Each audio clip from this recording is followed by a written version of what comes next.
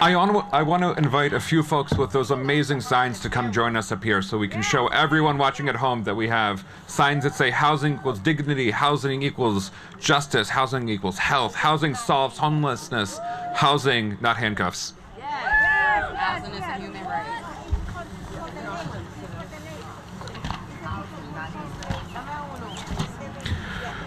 Thank you, Bobby, for reminding us that homelessness kills, but housing saves lives and ends homelessness. Folks who have been following this case closely know that it was initially called Deborah Blake versus Grants Pass. Deborah lost her job, and since Grants Pass has no shelter and no housing, she lived outside for 10 years. Sadly, like far too many of her neighbors who sleep outside, Deborah died without housing in the richest country in the world before she could see the case that she started reach the Supreme Court. I want to honor Deborah's legacy today and the legacy of the thousands of our neighbors who die each year without housing. Please say her name with me. Deborah Blake. Deborah Blake! Thank you. Next up, please welcome Caitlin, an organizer and writer with the Transformative Justice Coalition.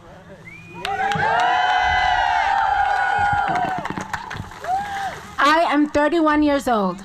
At 31 years old, I am the National Coalition for the Homeless's former coordinator of public education and the Transformative Justice Coalition's former social media director and executive assistant. I'm a professional poker player making over $190,000 last year and the Voting Rights Alliance's VRA Black History Series author. None of this would have been possible without me obtaining my associate's degree in paralegal studies. But I almost couldn't graduate because 90% of the time I was in college, I was homeless. For the majority of 5 years, family disagreements led me to living on the streets.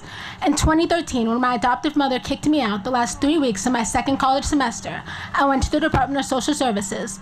This being the second time I was unhoused, I thought I knew what to do.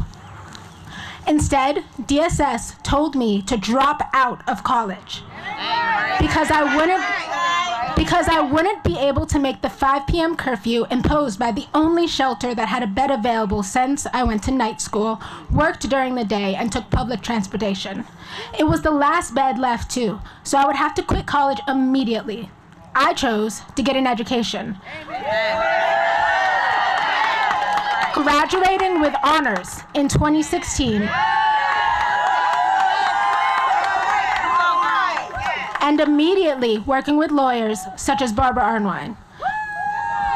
I first became homeless in 2010 at 18, when I left my adoptive mother's house rather than constantly arguing. 8 months later, one of the times I was raped resulted in a pregnancy.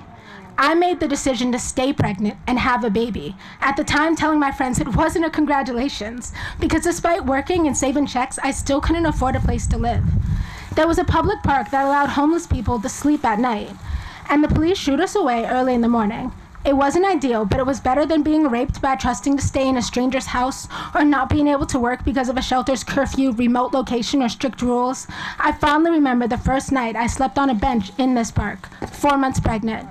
I woke up unexpectedly warm and feeling valued because other homeless people decided to selflessly cover me with their blankets since they thought I looked cold. In the city of Grants Pass, I would have been ticketed and arrested because Grants Pass has taken the most extreme posture possible. There is literally nowhere at no time where people living outside can sleep with things like a blanket or pillow. I know deep down you understand that getting out of homelessness isn't easy because you work your whole lives away so you don't have to sleep on the streets like I did. No matter your family situation, your race, your religion, your background, or whether you work or go to college, every single person deserves a safe place to sleep.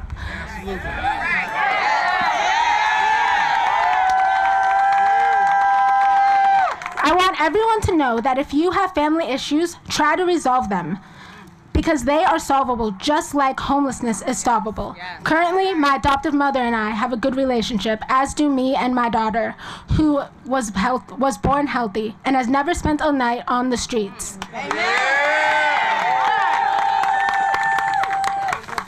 This is my old college notebook. On the one side, it has my criminal evidence and procedure notes from 2014. And on the back cover, it's a sign I made stating change for a chance to change. Homeless 21-year-old student will work for food and shelter if needed. America the heartless, please don't pass me by. God bless. I stand before you today, a decade later, begging America once again to not pass me by, to instead change the policies that keep people homeless. There are solutions. We are not powerless. If I was made to be powerless by being ticketed or arrested because of my housing status, I never would have had a supportive and safe place to call home, a husband, a degree, and a career. Thank you.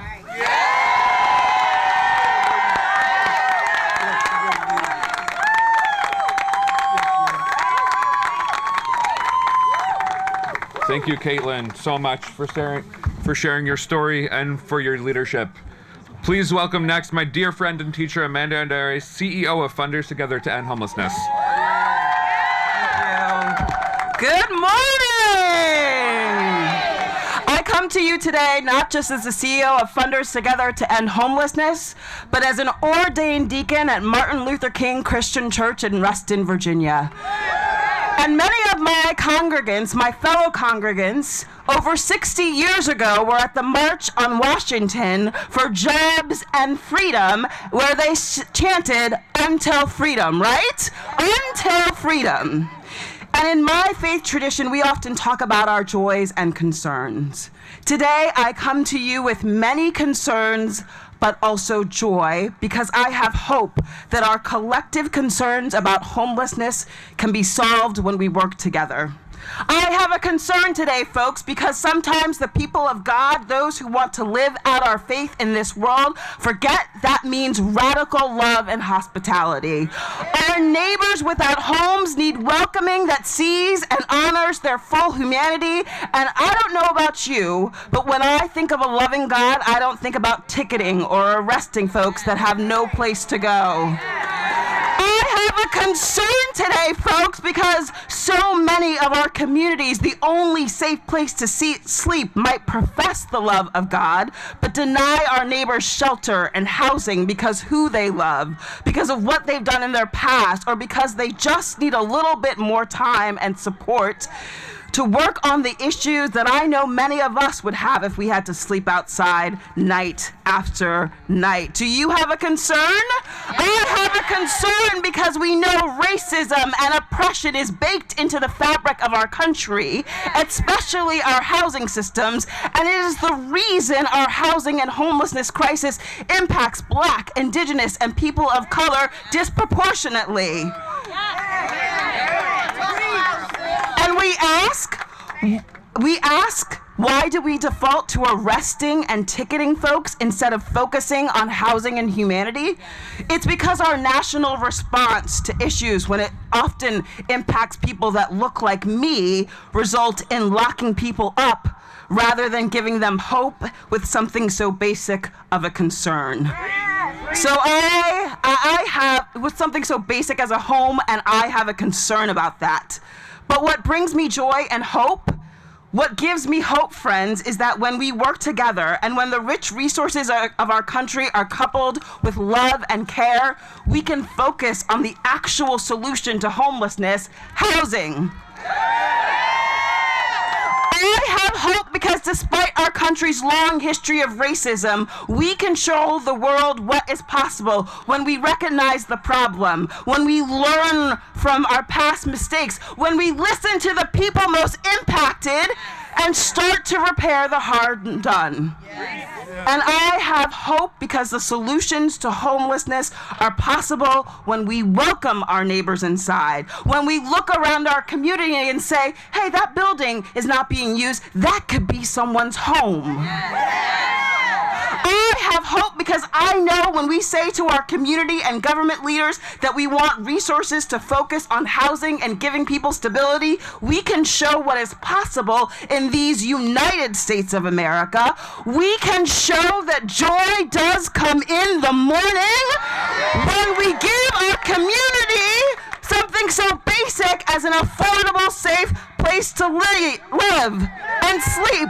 And what do we say, like the people who marched on Washington? Until freedom! Until freedom! Because we know freedom comes with housing justice. Thank you.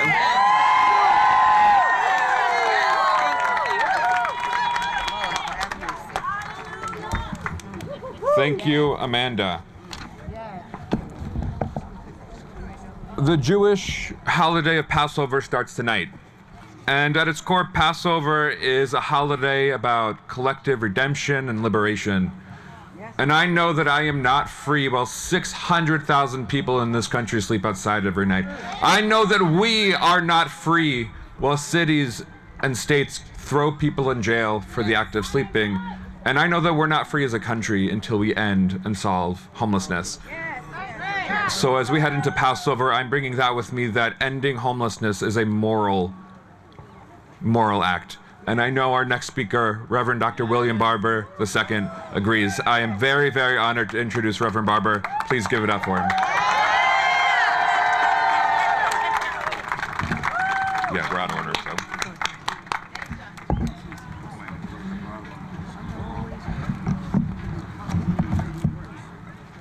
Jesse, thank you so much, and thank all of you for your deep moral witness and for your commitment to this truth of fighting for everybody to have a home. You know, the president's in public housing, so we ought to be able to do it for everybody. I want to ask a few of the clergy if they would just come and stand with me. I saw a sister there with collars when I came in. Just for 3 or 4 clergy will stand with me. Reverend Zacharias, where are you? The chair of the D.C. Poor People's Campaign. Yesterday, the New York Times included this story. Inside a warming shelter, Laura Gotowiski detailed how her life had changed since she became homeless 2.5 years ago in Grants Pass, a former timber hub in the foothills of southern Oregon. Not in the Bronx, but in southern Oregon, and I want to make a point of that, not to divide, but to unite, because this reality is facing us everywhere. Her husband's death left her without a steady income. She lived in a sedan and then in a tent in sight of the elementary school where her son was once a student. She constantly scrambled to move her belongings to avoid racking up more fines from the police. And she said, "I never expected it to come to this at 55 years of age." When I read the story, I thought about a camp I had visited in North Carolina where a woman had lost her job at a furniture factory, swept the dirt in the homeless camp to welcome us to her home in the woods where black and white and brown and children were living. And Helen said to me, "I may not make it out of here, but please don't forget me and tell people what's really happening." I thought about Leon, whom I met at a camp outside of Aberdeen, Washington. And he asked me why this country could trust him to operate $1 million equipment in Iraq, but couldn't trust him to flip a hamburger right here at home. And why he was homeless, his fiance was homeless, and he watched his brother die homeless. According to the federal government, there are only 670,000 unhoused people in the United States, but I'm here today to say that's a lie. Somebody's been lying, and it's gone on far too long. Come up here, Yara. And we can't be silent anymore. It's not only a lie, it's a damn lie. And we ought not be repeating their numbers out here. And I say that as a preacher because the Jesus I follow knew that lies that kill people must be cursed. Yes. Repairers of the Breach, the Kairos Center, Liz Theo Harris, and the Poor People's Campaign commissioned a study a few years ago that found there is not a county in this country, in the 21st century, in the wealthiest country in the world, where someone working a full-time job at the current minimum wage can even afford a basic 2-bedroom apartment. Not one county. Yes, that's right. More than 50 million Americans today earn less than a living wage of $15 an hour.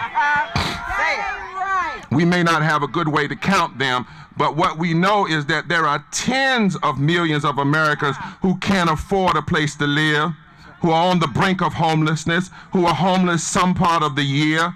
They may sleep at bus stations, they sleep in their cars, they crash on friends' couches, they double and triple up sometimes. But homelessness is an epidemic in this, the richest nation in the history of the world.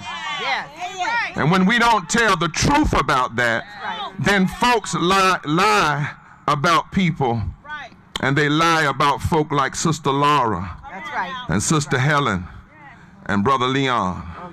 And there are plenty of lies going around. Christopher Raffo, the same wedge issue warrior who stirred up lies about CRT and DEI, has dug up some data he's using to lie about people like Sister Laura. He says the research shows that most people are unhoused, are either addicted or mentally ill. Now, anybody who's ever done research can tell you that's bad social science, because correlation doesn't imply causation. And most of the time, folk are not homeless because they're addicted. They get addicted because they're homeless.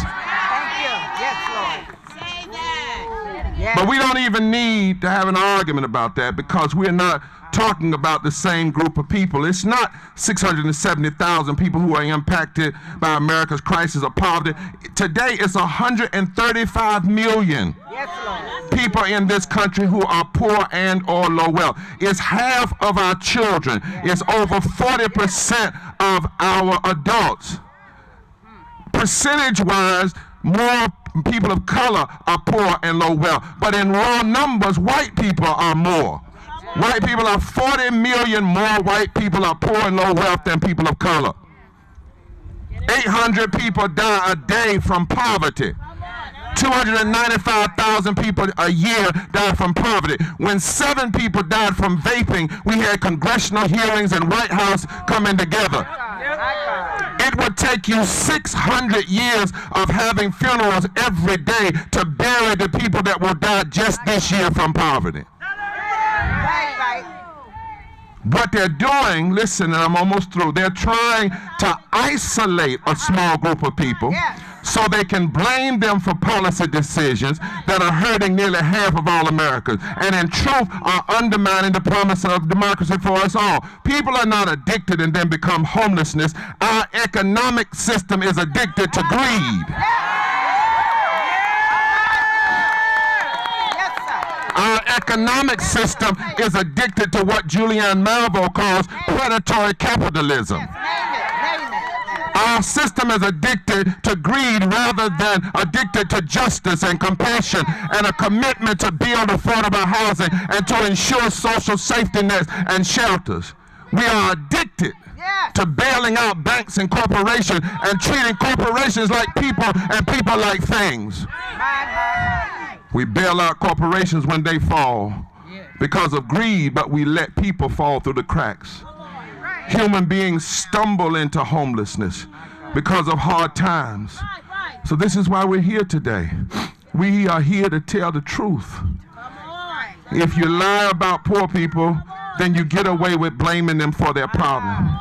Poverty and homeless is not some kind of damn glorified vacation. People are dying. And the Constitution says that until we establish justice, we cannot have domestic tranquility. The 8th Amendment, that's the amendment they're debating in the Supreme Court, the 8th Amendment says that excessive bail shall not be required, nor excessive fines imposed, nor cruel and unusual punishment inflicted. Laws that make it a crime to be poor are unjust. Laws that would penalize homeless folk for sleeping in public parks is unjust, excessive, and cruel and unusual punishment, and it has no place in America. That's right. Instead of arresting the unhoused and fining them for sleeping in streets and parks, we should be investing in affordable housing. We should be investing more in affordable housing than we are investing in war and tax cuts for the greedy. Instead of trying to push poor people to the next town, we need to demand living wages in every town, in every city, in every county. Instead of lying about poor people, we need to recognize them as the least of these, whom God says every nation will be judged by how we treat them. Instead of maintaining the old economy, the needs of people should be a prophetic sign pointing us to a new economy. Unhoused people aren't addicts and drunks. No, they are God's children. They are human beings, like every one of us here. And my faith tradition is clear. It says they are precious in the sight of God. Proverbs 29 says the righteous care about justice, but the wicked have no such concern. Exodus says every 7 years leave something for those who are hurting and those who are brooding. Jesus said you will be judged by how you treat the least of these. Proverbs 21 says whosoever shuts their ears to the cries of the poor will also have God's ears shut toward their cry. Jesus said we must preach good news to the poor, not damnation to the poor. Isaiah 58 says only when you welcome the homeless and the poor into your home will the nation be repaired and will your prayers be answered. The question is not whether we can save our democracy, but what kind of democracy will we save? So we must not only protest here in D.C., we've got to go back home and mobilize poor and low-wage voters who haven't voted. 33 million of them. Anywhere in this country, if you mobilize 20 to 30% of poor and low-wage voters that have not voted, it can change the elections everywhere. Poor and low-wage people can build and vote for a new America where the vision is for everybody in affordable housing. Everybody has a living wage. Everybody has a job. Everybody has health care. Everybody has good education. Somebody say everybody in. Nobody out. Everybody in. Nobody out. So let us build up housing. Housing that will not tear down the homeless, but will lift up the homeless. Let us respect the humanity of the homeless, rather than embrace the inhumanity of persecuting them. And let us stand, let us fight, let us speak, let us pray, let us vote until the day when all of this place experiences one nation under God with liberty and homes and living wages and health care and education and voting rights and justice for all. It is our time. It is our time. It is our time.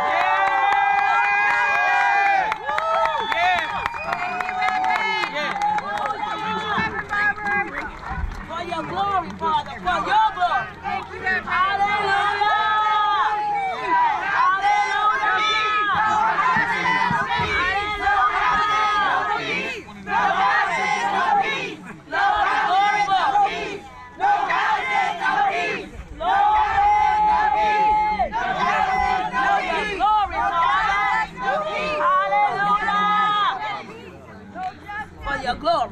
We thank you, Reverend Barber. Thank you. Hallelujah. Y'all are stuck. You better bring somebody on. Hallelujah. For your glory, Father. Thank you, Father. We just got an update from inside the court. Justice Kagan asked the attorney for Grants Pass, those who believe we can arrest and jail our way out of homelessness. She asked, for a homeless person who has nowhere to go, sleeping in public is like breathing, right?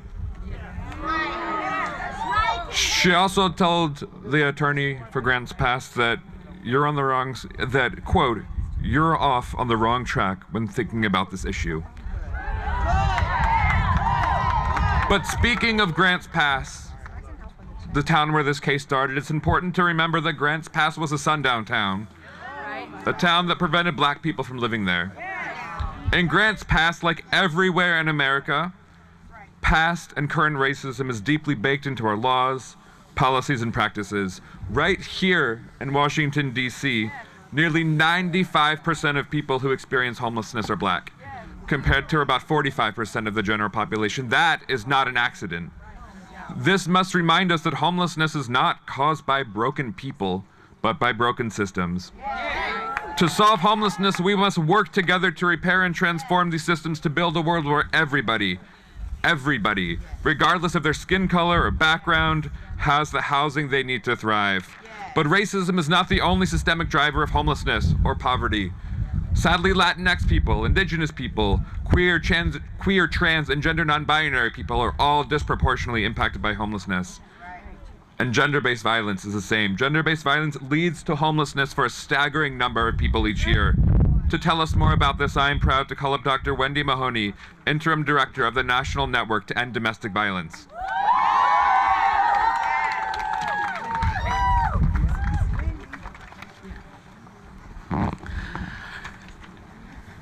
Good morning. Good morning. I am Dr. Wendy Mahoney, Interim President and CEO for the National Network to End Domestic Violence. I'm here representing our 56 member coalitions against domestic violence. There are nearly 2,000 domestic violence programs and millions of survivors they serve every year. Housing is safety for domestic and sexual violence survivors. The way to end abuse and homelessness is simple. It's housing. And yet housing is one of the most out of reach. It's out of reach. One of those resources for our survivors. Many survivors are forced to flee their homes to escape dangerous, life-threatening violence. Lack of safe, affordable housing options leave many survivors without a choice but to survive outside. Our 18th annual Domestic Violence Counts report states that there were 13,335 unmet requests for services on that one day we provided the survey. And 54% were for housing or shelter. That's more than half of the individuals seeking services on a given day stated that they needed housing. So when survivors are calling to find housing and shelter and they are in danger, there's nowhere to go. We joined 75 survivor advocacy organizations and service organizations on an amicus brief, highlighting how policies like grants passed harm survivors detrimentally. Why should one have to make a choice to continue to be abused or to live outside? In 2024, we have a problem. Running from an abuser, a person likely stalking you, threatening more violence and even death, only to have to survive outside. Continuing to be exposed to additional violence from an abuser in addition to possible threats and vulnerability of sexual assault. As a result, our local community continues to fail people. Now you want to ticket them, fine them, arrest them? Once a survivor has a history of these things, they are screened out of housing. We know that. And that's a systemic issue. Additionally, these policies disproportionately impact Black and brown survivors who face racial discrimination and bias in housing. This is unconscionable in our day and age. Housing is safety for survivors. We call on policymakers to invest in affordable housing and survivor-specific housing programs. These urgent policy solutions are well within our grasp. We need to shift from arresting, fining, and ticketing to policies that help end abuse and end homelessness simultaneously. The policies and the things and the solution is simple. It's housing. It's housing. It's housing. It's housing. Thank you.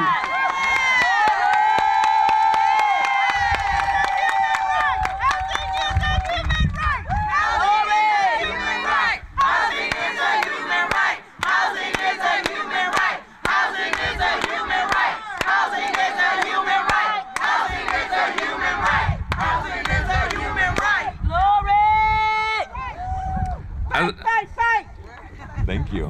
Absolutely. As a millennial, I've never known a country without mass homelessness. But America's present homelessness crisis did not began in the 1980s when the federal government slashed funding for housing and safety net programs, and they have kept cutting until this day.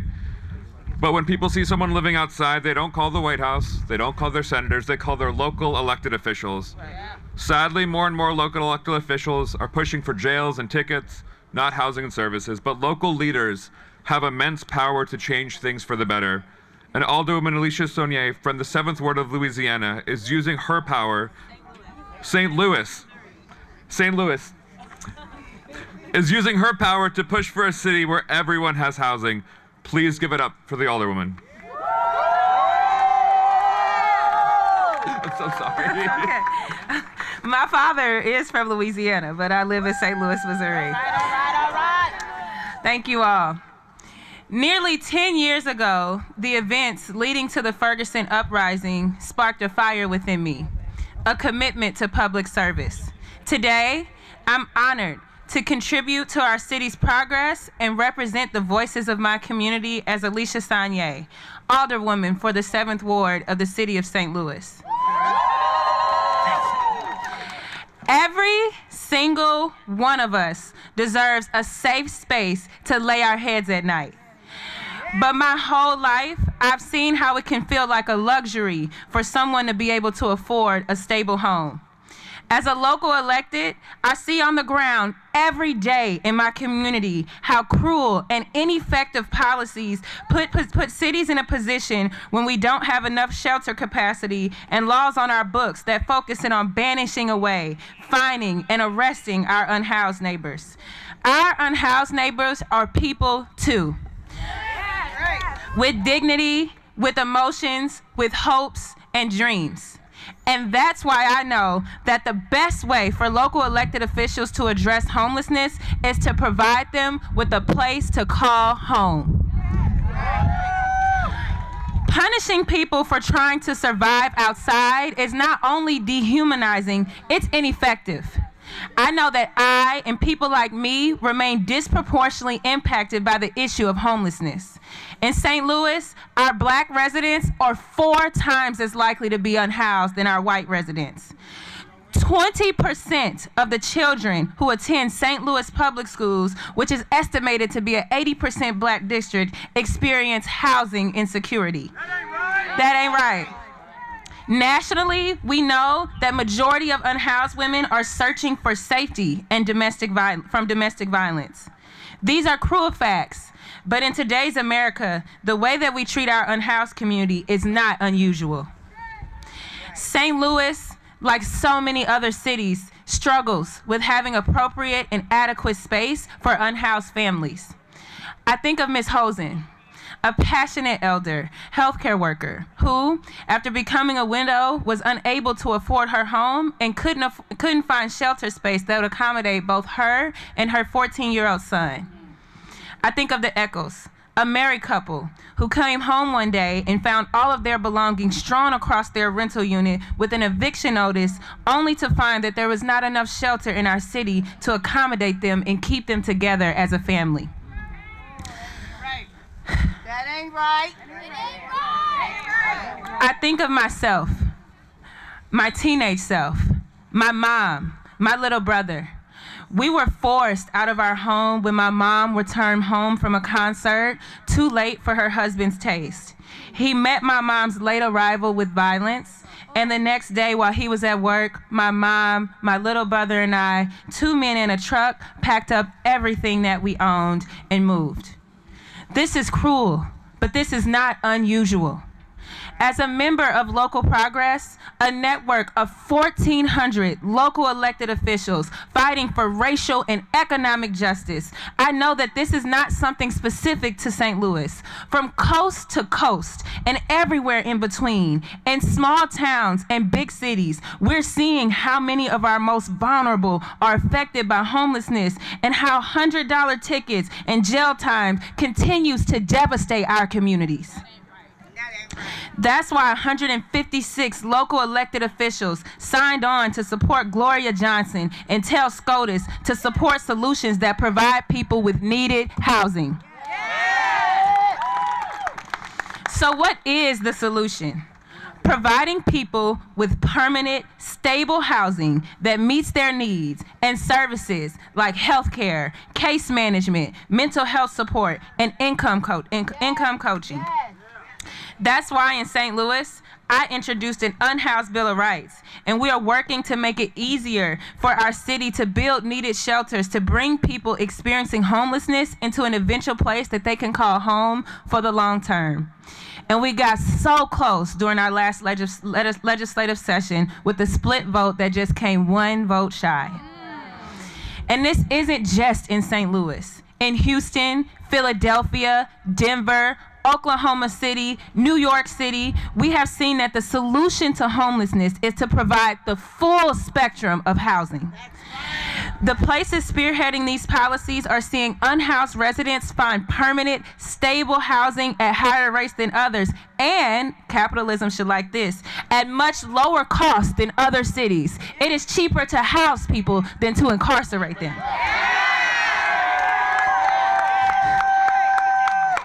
I want to live in a United States that sees the humanity in each of us, that respects our value as a person who deserves a safe space to sleep. I want to build a country that lifts all of us up together, especially when we are at our most vulnerable.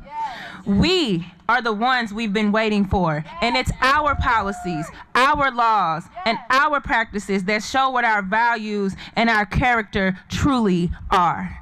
Thank you.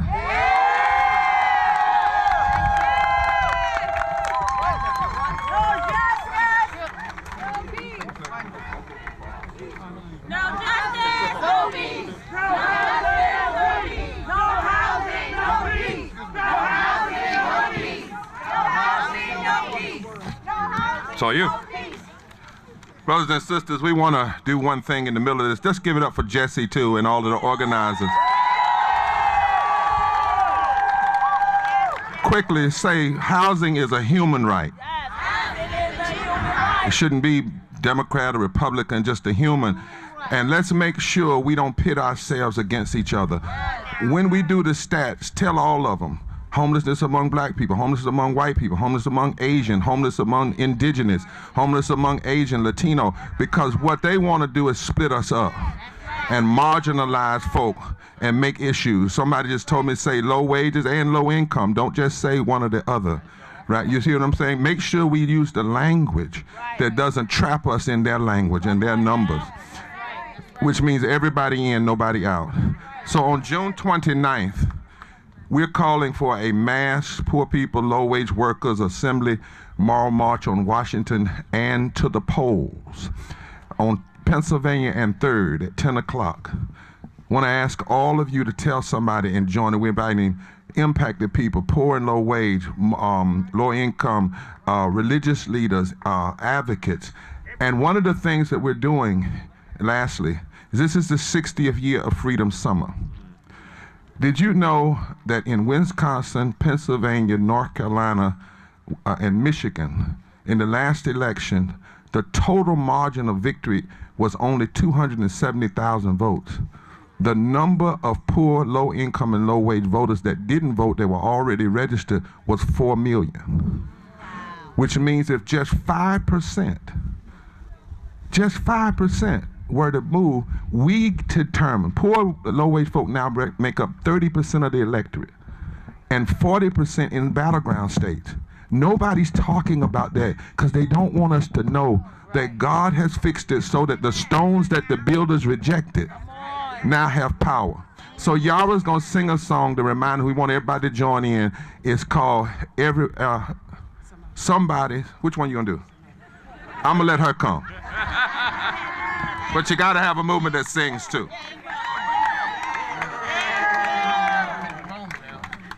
I want you to repeat after me. Somebody's hurting. Our people. And it's gone on far too long. And we won't be silent anymore. Simple call and response. You'll get it as we sing it. I want you to raise your voices very loud. Somebody's hurting our people, and it's gone on far too long. Yes, it's gone on far too long. I tell you, it's gone on far too long. Oh, somebody's hurting our people, and it's gone on far too long. And we won't be silent anymore. Did you hear? Somebody's hurting our children, and it's gone on. Yes, it's gone on. I tell you, it's gone on. Yes, somebody's hurting our children, and it's gone on. And we won't be silent anymore. Did you hear? Somebody's hurting our people, and it's gone on. Yes, it's gone on. I tell you, it's gone on. Yeah, somebody's hurting our people, and it's gone on. And we won't be silent anymore. I see a sign over there. Yeah, somebody made sleeping a crime, y'all, and it's gone on. Everybody. Yes, it's gone on. I tell you, it's gone on. Oh, somebody made sleeping a crime, y'all, and it's gone on. And we won't be silent anymore. Here's the last one. Oh, if we've been just a little too quiet, you know it's gone on. Far too long. Yes, it's gone on. Far too long. I tell you, it's gone on.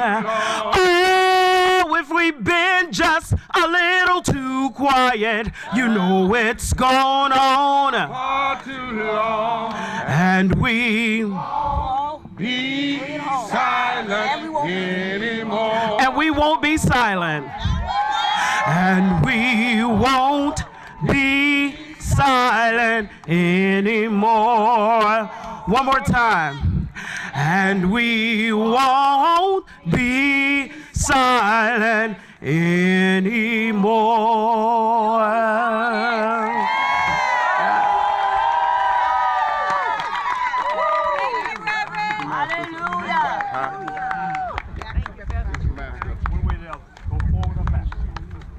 I'll go right. Please.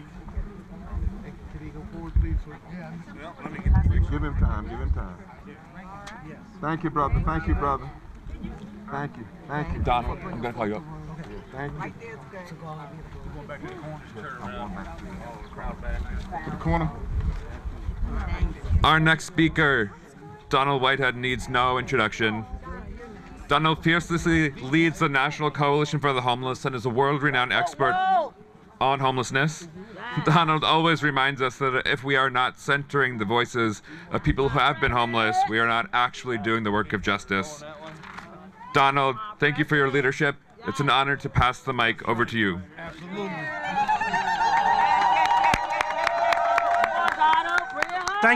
Thank you so much, Jesse. And I want to thank all of you. And before I get started with my remarks, I want to do something. I want them to hear us inside. Yes. And so what I want you to do is we thank all of you for being here and give yourselves a rousing round of applause so they can hear you inside.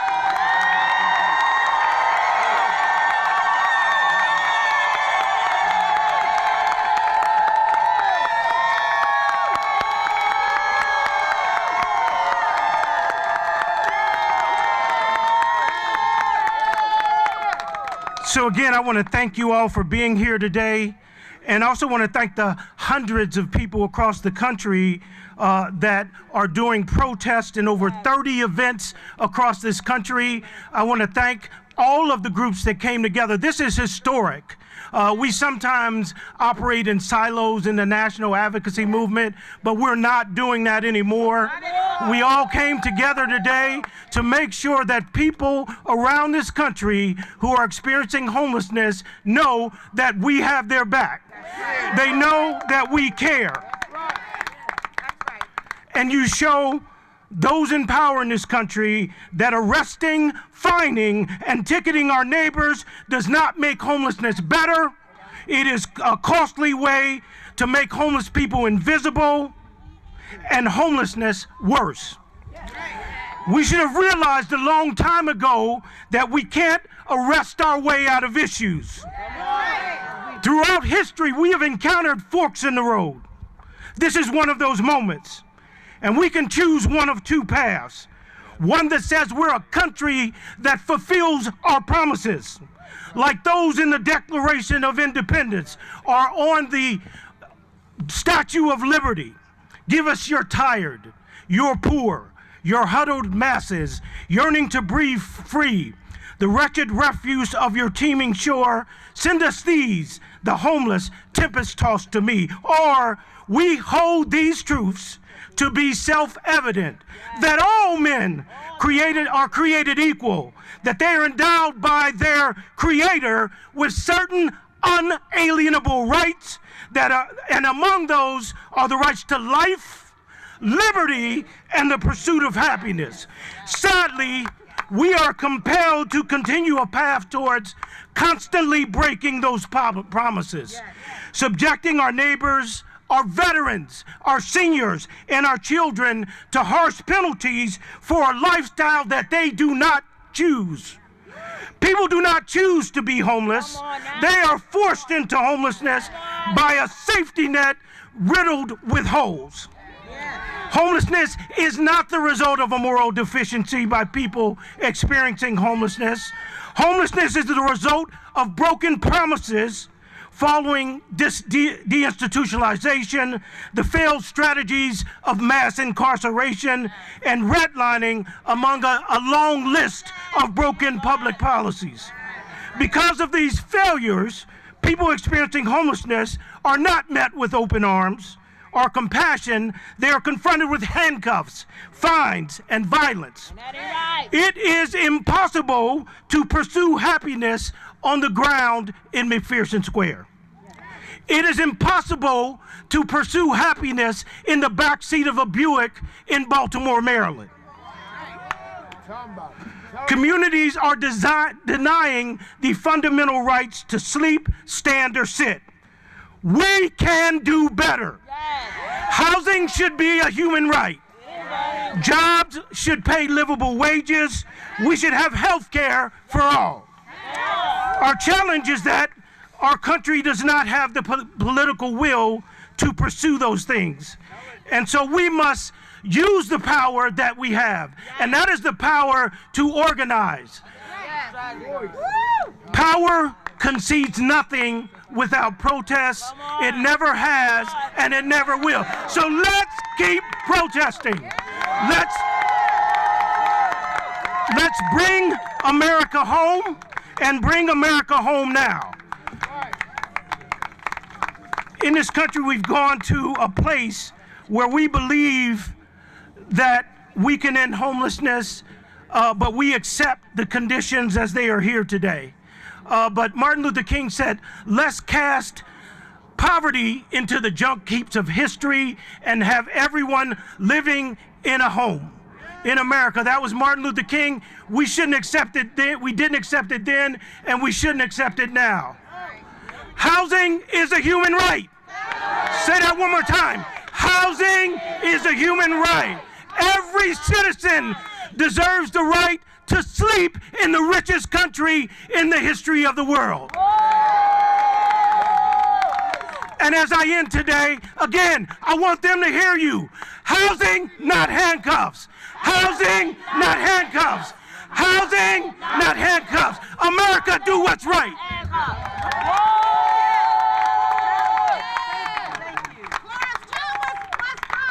Thank you, Donald. A little update from inside.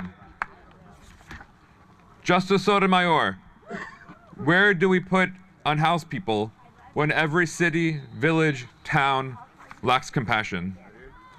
Where are they supposed to sleep? The response from the Grants Pass lawyer: this is a difficult policy question. Bullshit. Housing ends homelessness. It is not difficult. It is not complicated. We've been talking about national things, national organizations, national movements, but right here in DC, there's a homelessness crisis. And I'm proud to call up Dana White from Miriam's Kitchen, who's going to ground us in the fact that there are far too many people sleeping outside in Washington, DC. A lot of orders being signed. Lindsay, let's do a chant real quick. We're going to do a chant as we get back to order. Yeah.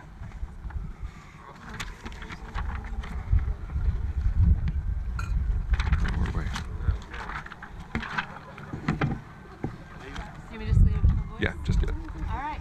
So, this one's a little tricky. Can y'all hear it all right? Yeah. All right. Here's how we do it. We go, 1, we want housing. 2, a little bit louder. 3, I still can't hear you. Hold not handcuffs. 1, we want housing. 2, a little bit louder. 3, I still can't hear you. Hold not handcuffs. 1, we want your housing. 2, a little bit louder. 3, I still can't hear you. Hold not handcuffs. 1, we want housing. 2, a little bit louder. 3, I still can't hear you. Hold not handcuffs. 1, we want housing. 2, a little bit louder. 3, I still can't hear you. Hold not handcuffs.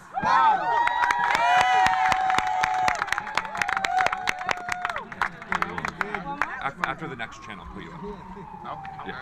Clarence Thomas must go. Let's go. Good morning.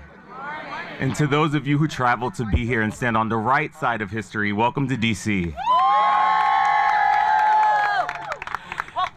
At Miriam's Kitchen, we not only serve thousands of meals weekly, but we operate extensive outreach to our unhoused neighbors right here in the district, and we provide support to around 300 residents in permanent supportive housing. We also convened the Way Home campaign, a coalition of 110 organizations and thousands of individuals who know that we can end chronic homelessness here in the district and nationwide with the proven and innovative housing solutions. In the coming weeks, though, DC government and the National Park Service plan to evict encampments in and around Ward 2. This will... Absolutely shame. That ain't right. This will impact around 70 people, but here's the thing. On any given night here in DC, our local homelessness response system cannot guarantee 70 available shelter beds. Here in DC, like in Grants Pass, there's underinvestment not only in truly affordable housing, but the programs that both prevent and resolve homelessness, such as rapid rehousing, emergency rental assistance, permanent supportive housing, low barrier and safe emergency shelter. There's also administrative failure within local agencies to match people to the resources that they qualify for. Last year, of the 90 people who died on the streets here in DC, over half of them had vouchers but were not matched to housing. We know that fines and arrests and encampment evictions, arresting people for their survival, does not resolve homelessness. Housing does.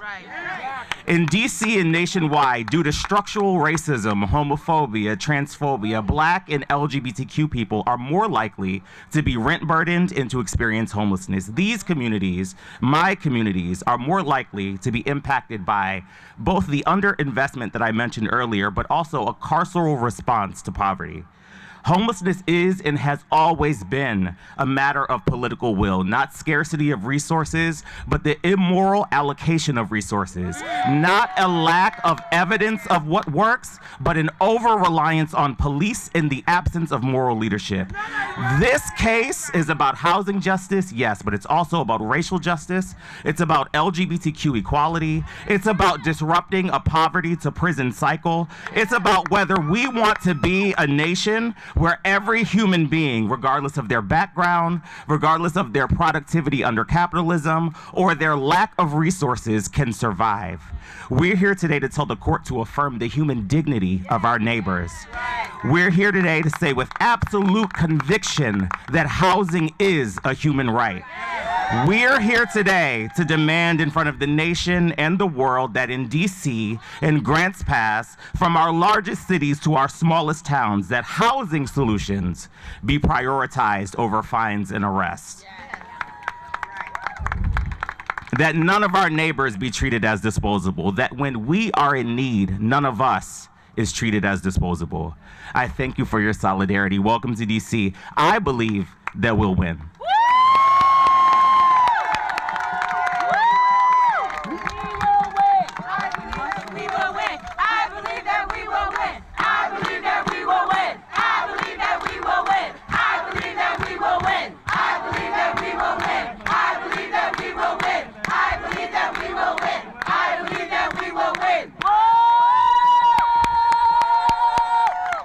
Thank you, Dana. Your remarks reminded me when the President Biden and Mayor Bowser evicted nearly 50 people from McPherson Square last year. The 2 people who were arrested were homeless veterans. And just inside the city of Grants Pass made the argument that the National Park Service evicted people from McPherson Square. Why can't we do it? That ain't right! That ain't right! To talk more about the impact the jails and fines have on homeless veterans, like the 2 who were arrested by the National Park Service, please welcome Catherine, CEO of the National Coalition for Homeless Veterans.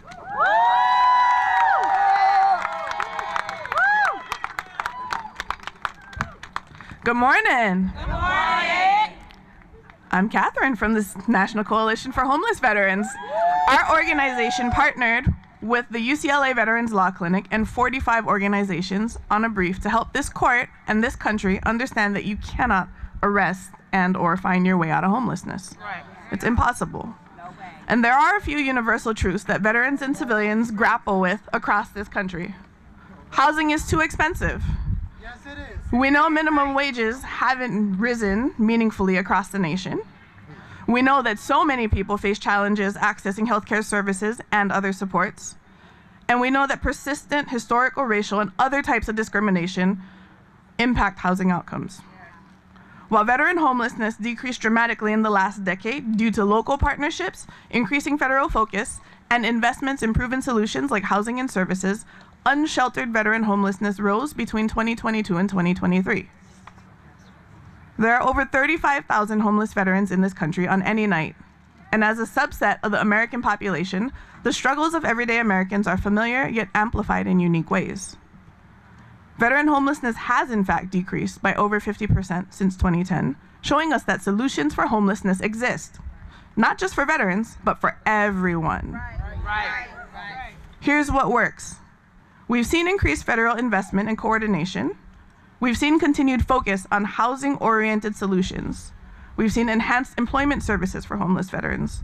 We've seen a lot of work done around inequities, and we've seen many other data-driven interventions result in progress in community after community across the country.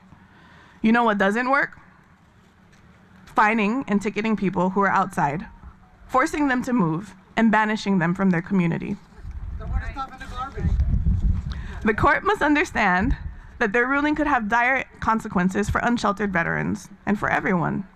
It's absurd to think that arresting, fining, and jailing anyone experiencing homelessness will do anything other than harm people for being impoverished. And it just makes it harder for them to get back on their feet. Like my peers today, we urge everyone to consider the needs of people who have to sleep outside and the overwhelming burden that ticketing and fines places on them. We hope that the justices will rule in a way that reflects the humanity of all Americans, no matter where they lay their rest. And we thank all of you for being here to support all Americans.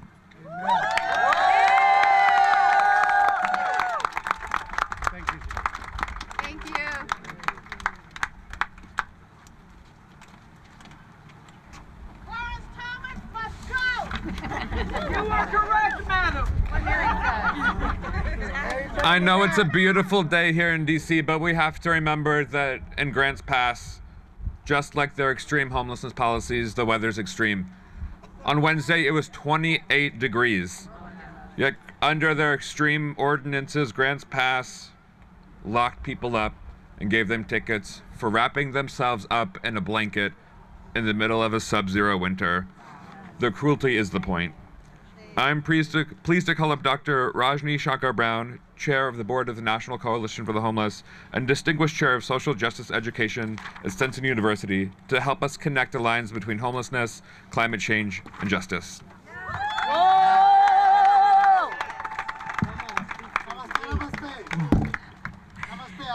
Namaste. Before we start, I want to do a chant. I'll say housing, you say justice. Housing! Justice! Housing! Justice! I say housing, you say justice. Housing! Justice! Housing! Justice! That's right. Together, we gather in moral solidarity. We gather today, look around in love, because everyone deserves safe, affordable, decent, sustainable housing. To have millions of individuals and families living in poverty, experiencing homelessness in the wealthiest nation in the world is unacceptable. But here's the thing. We are the people. And we, the people, have the power to change this narrative. Thank you for showing up today. This is a movement about beloved community and a movement about love and justice, and it's going to take all of us. Yes. It is our collective responsibility to address the hardships and challenges of housing justice. We also need to recognize that the state of homelessness, a humanitarian crisis, is deeply intertwined with our environment. Today, as we gather, it is April 22nd, also Earth Day. Along with singing deep gratitude to Mother Earth, Ashanti Om, to our indigenous lands that we are on, it is also imperative that we recognize the deep connections between environment, housing, racial equity, and human life. Over the past year, we have seen an alarming escalation of extreme weather conditions. Historic highs with rising heat indexes, increased wildfires, dramatic sea level rise, intense weather storms with sub-freezing temperatures, devastating hurricanes, more rainfall and flooding. And the toll on human life, our brothers and sisters, our children, our youth, our fellow human beings experiencing homelessness, the toll has been and continues to be grave. When I say housing, you say justice. Housing! Justice! Housing! Justice! These environmental catastrophes exasperate the plight of millions of individuals who are unsheltered, quite literally having to weather the weather. That ain't right. That ain't right. People unsheltered trying to survive.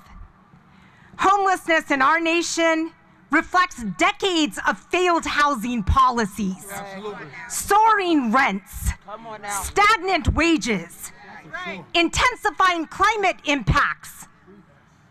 It also includes diverse stories.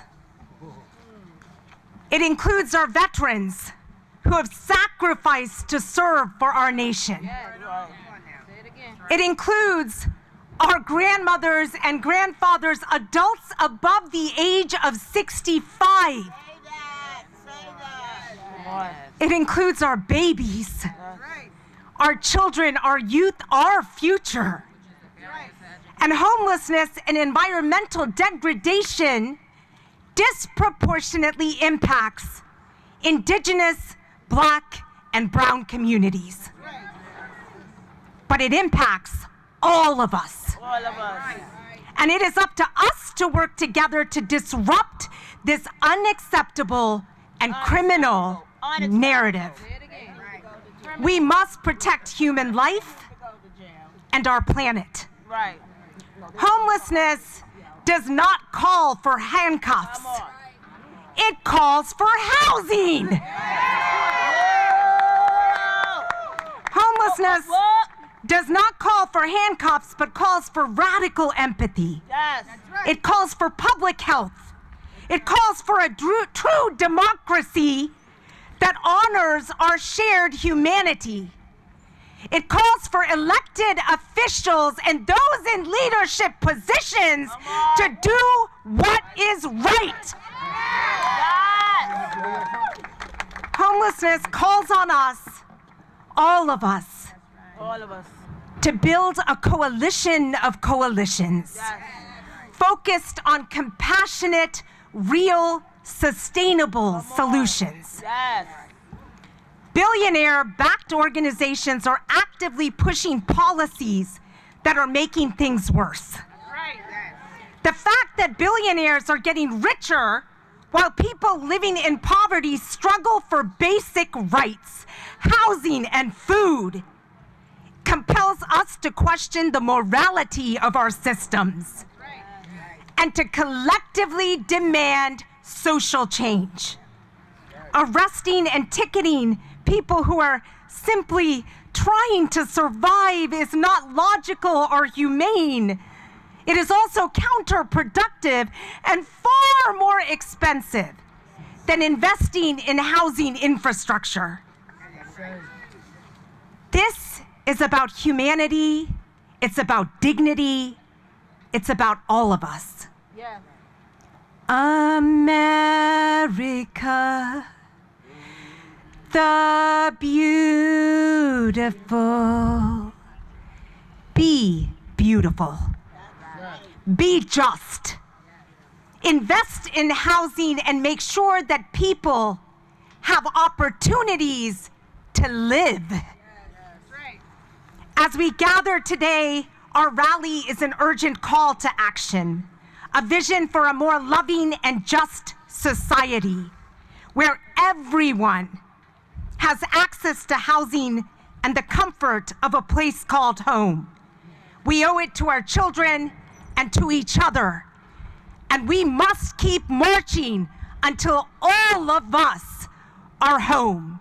When I say housing, you say justice. Housing. Justice. Housing. Justice. Namaste.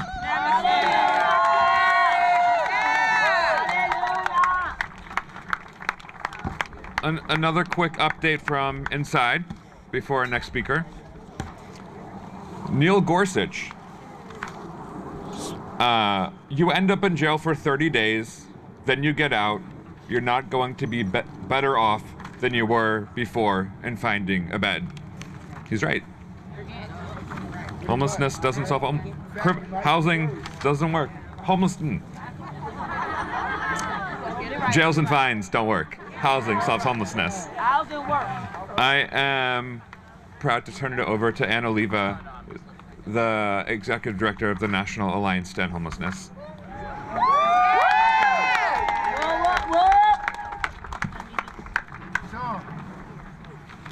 Good morning, everybody. Come on, you can do better than that. Good morning, everybody. Thank you. Again, my name is Ann Oliva. I am the CEO of the National Alliance to End Homelessness. And I stand here looking out at all of this, and my heart is full. I'm not a faith leader. I'm not an elected official. I am a human being working to end the injustice of homelessness. And I want to thank everybody who's here, who's standing together today to bring attention to the case that will determine how other human beings like me, like you, like folks who are standing way out there, other human beings, including our nation's veterans, families with children, our nation's elders, people with disabilities, this case will determine how they can be treated under the law. And I want to spend my time at this podium today discussing actual solutions to homelessness, because we for sure know that ticketing, fining, and arresting people for sleeping outside when they have nowhere else to go not only doesn't end their homelessness, it makes it worse.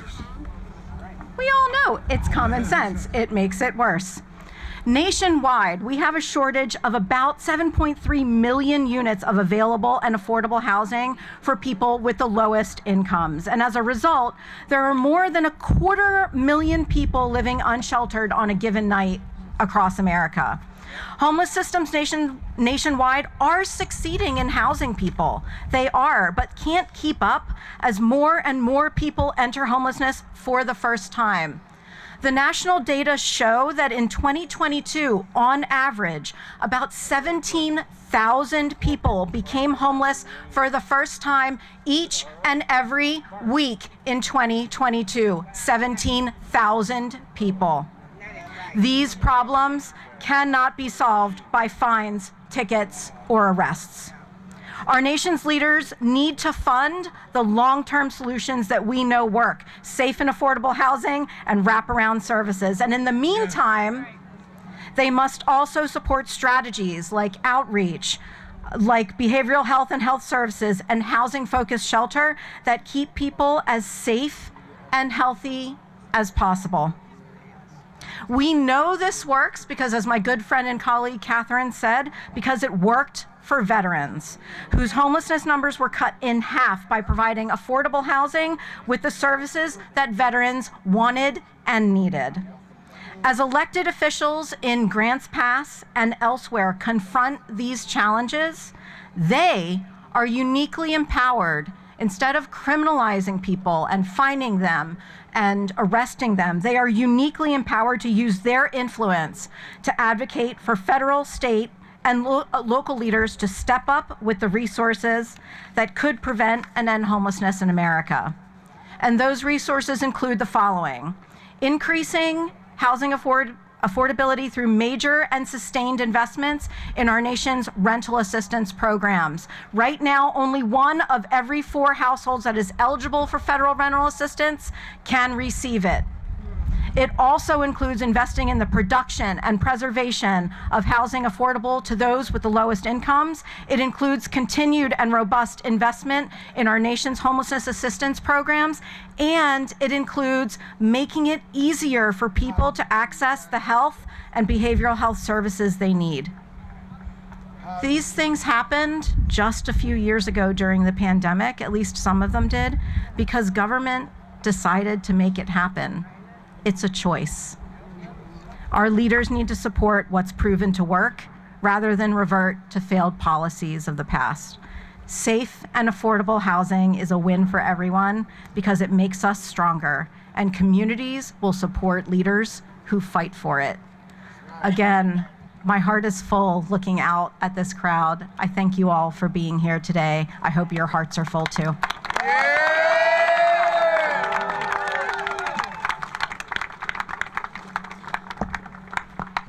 Thank you, Anne. Helen Cruz grew up in Grants Pass, Oregon. She cleaned houses that she could not afford to live in. Helen lost her housing in 2016, and since Grants Pass has no housing and has no shelter, she slept outside. How did Grants Pass respond? They gave her over $5,000 in tickets. That pushed Helen further into poverty, but Helen is a fighter. Today, she serves the community of Grants Pass at her local church, even though she works a busy schedule. Today, Helen has a safe place to live. I am deeply honored to welcome Helen Cruz to the stage. Please listen to her story and to her wisdom.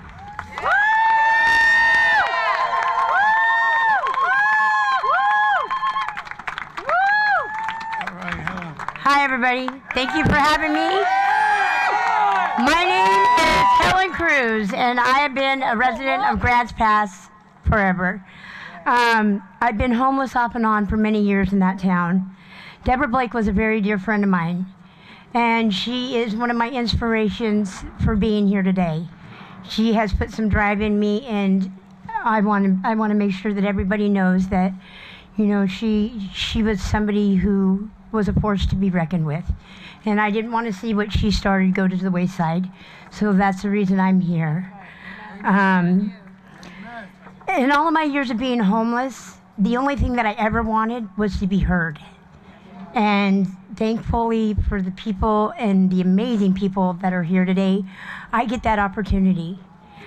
Grants Pass is a really small community with a very, very big homeless problem. City council and law enforcement make it a complete nightmare to be homeless. They make their own ordinances, fines, and fees for the homeless. They make it impossible for anyone to ever get ahead. The fines they impose essentially make people criminals because they have no place to go.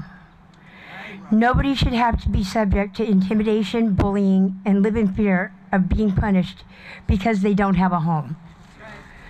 Let us not forget that homeless individuals are citizens just as much as those fortunate enough to have a safe, secure living place. We should try harder to protect the most people who are homeless and have no home.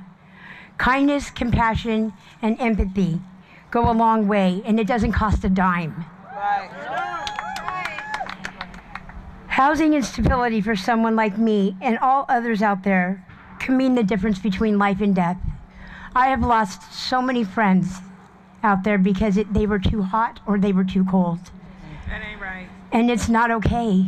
That ain't right. It is inhumane. City politics and political red tape needs to stop.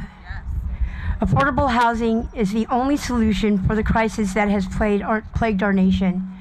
And I am very proud and honored to be here today, to be able to be a voice for those who don't have the courage to stand up for themselves and speak for themselves because they are too afraid and too intimidated of the repercussions that they might face. And they are human too. We all breathe, bleed, and we are human as well. We may not have that white picket fence. We may not have those fine clothes that everybody else has.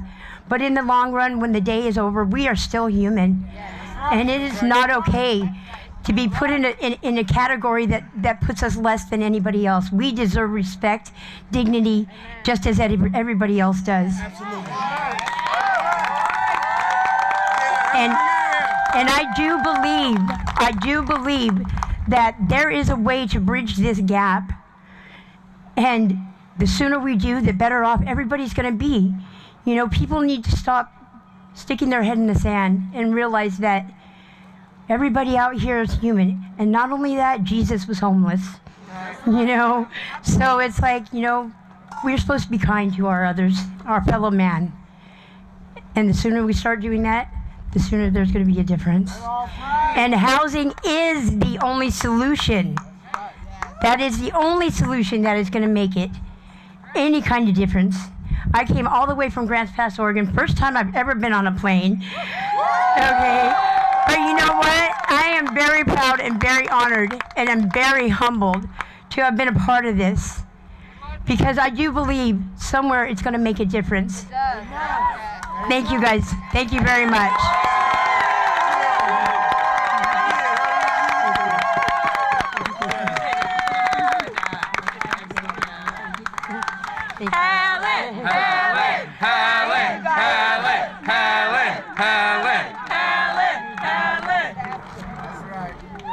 Thank you so much, Helen. We're gonna do a quick chant and then dive back into our lineup of amazing speakers.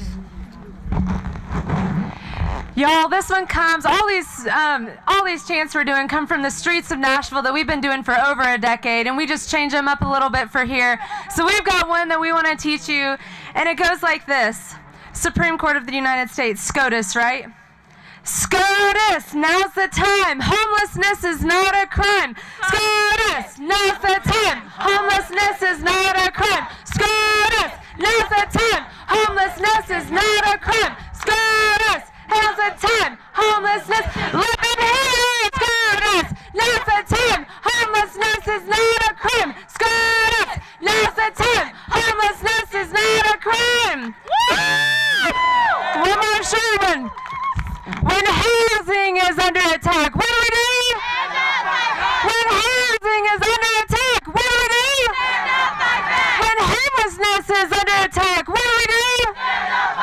When homelessness is under attack, what do we do? Woo!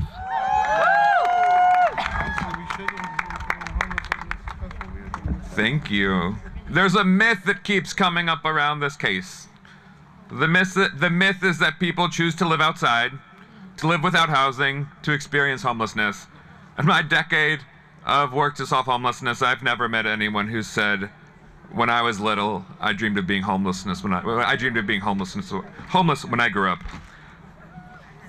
Homelessness is a choice.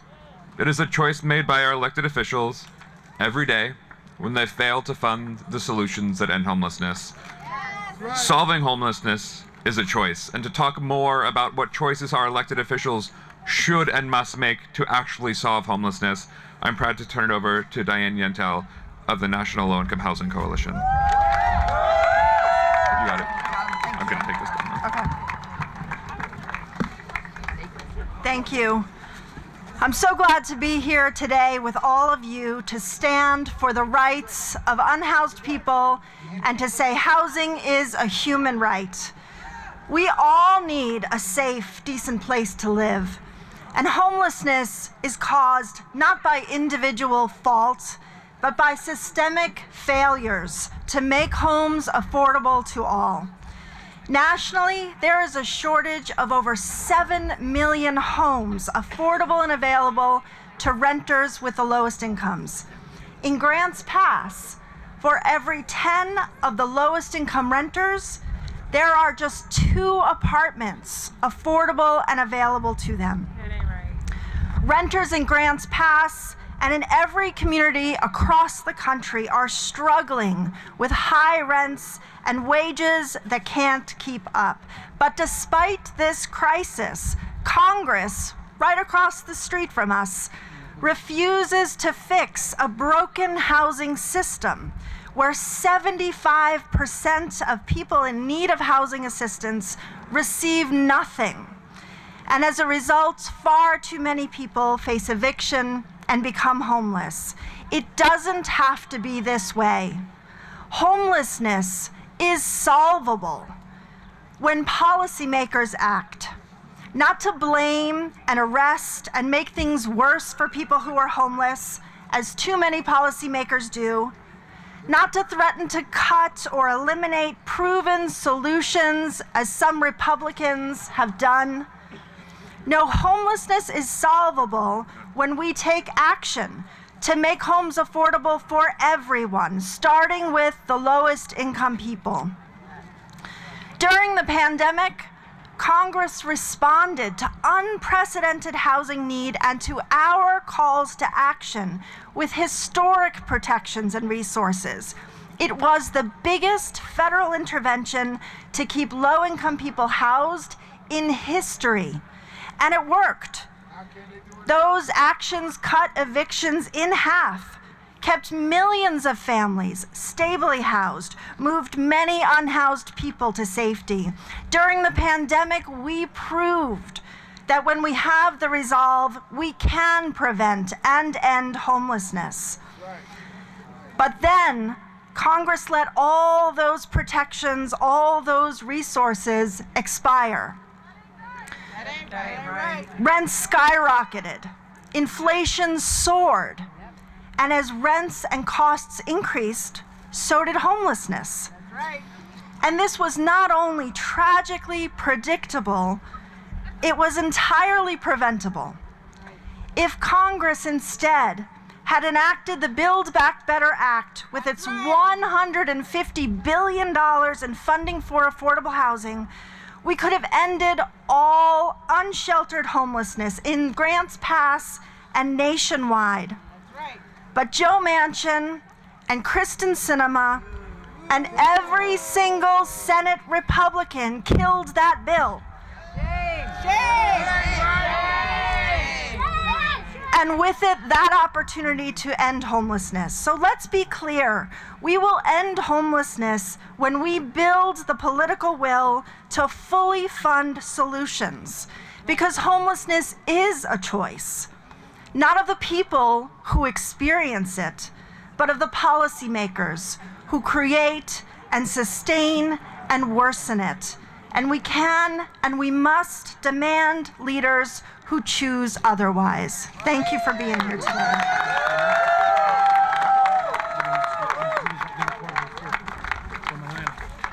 Thank you, Diane. Up next, please welcome Marcella Middleton, CEO of Away Home America. Thank you. Thank you so much. I am so nervous because I'm not just standing here for me, but so many young people across the nation who are experiencing homelessness. I think when you hear CEO, you feel like that's so important, right? But I think the important part about my role is that I have lived experience, and I'm the first CEO at our organization to have lived experience. Thank you. Thank you so much. That's so funny because I want to talk my shit up here.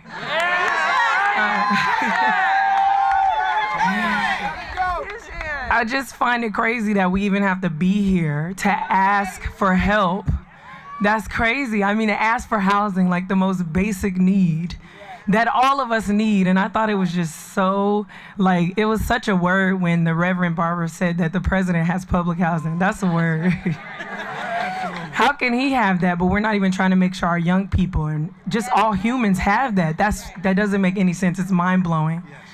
I was with my young people this weekend, and I, been thinking about coming here, and I'm like, I don't want to go back home to them and tell them that, because about 90% of them come out of foster care and end up homeless. I don't want to go home and tell them that they have to, think about their future being fined and jailed just because they don't have anywhere to sleep, because they don't have resources. That's crazy. Yes. It ain't right. It ain't right. None of this is right. And I'm just happy to be standing here with you all to really shut down, the thought that we won't give people homes, like that housing isn't a human right. Like, who would think that? I'm just appalled. I'm still appalled. Like, transitioning through the foster care system into homelessness, I did that myself. And so to stand here, I'm hoping that I'm a beacon of hope to young people. And I'm hoping that the decision, thank you so much. I'm hoping that the decision made today is the one that's right for everybody. And especially that I can go home and tell my young people, y'all, there's hope and it's gonna be okay. Housing is a human right. Housing, not handcuffs. It seems so simple. It's so simple. And it's a choice, right? And y'all been back here talking, I love these folks. That's right. That's right. We're going to give it to them. Somebody had a poster that I loved that was like, jailing someone is $65,000, right? But it's 13 of it that, right. Yeah. To give somebody a house. It's simple. It's simple. I don't want to leave mad today. Yeah, that's right. I don't want to leave mad today. I don't want to have to tell my young people that they have to consider even being jailed or fined for not having resources. It makes me sick to my stomach. It's not over, though. It's not over. It will never be over. That's right. That's right. So thank you so much, and continue this fight. Thank you so, so much.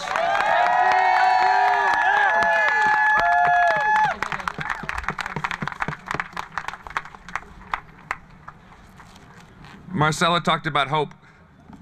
What gives me hope is that it looks like about 700 people from all across the country came here. We have buses from New York, from Philly, from Baltimore, Delaware, PG County, North Carolina, Indiana, Tennessee, Texas, Kentucky, people from across Texas, people from across the country came here to tell the Supreme Court, housing, not handcuffs. Let's keep this amazing energy going by welcoming Sherry Handcuffs, founder of the Poor People's Economic Human Rights Campaign.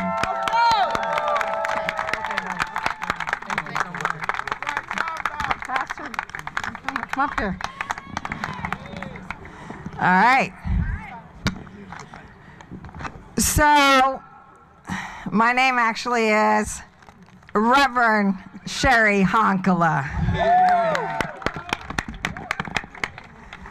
I might do street ministry for the last 40 years. I'm here today not to speak about anybody. I'm here today to speak about myself. As a young girl who grew up in foster care, I longed for housing. As a mother who is a foster mom, the young people that live in my house continue to long for housing. When I was homeless, I lived in a car, and each and every night, I worried that my son, Mark, and myself would freeze to death at night. We didn't know if we'd have enough gas to keep the car warm. When we lived in Minnesota, I didn't know if I was gonna die. And that's what continues to drive my passion to this day. There's a lot of people in the anti-poverty work and the nonprofit industrial complex and in shelters too that continue to make money off the backs of paying homeless people's misery. Let's go. Say it. Say the truth. Talk about it. And 2 years ago, my son's father, with AIDS, 18 years of chronic homelessness, trying to find services in Philadelphia, died of a fentanyl overdose. Now, did he die from a fentanyl overdose, or did he die because he was denied services? Denied services. In our rich country, we have more abandoned houses than we have homeless people. And I see some of the brothers and sisters across this area here that I met because we traveled and helped you set up tent cities. We helped teach you how to take over abandoned houses. And we know what it's like to be out there on the lawn wondering if the Department of Human Services is going to snatch our babies only because we don't have a place to live or be homeless with our children.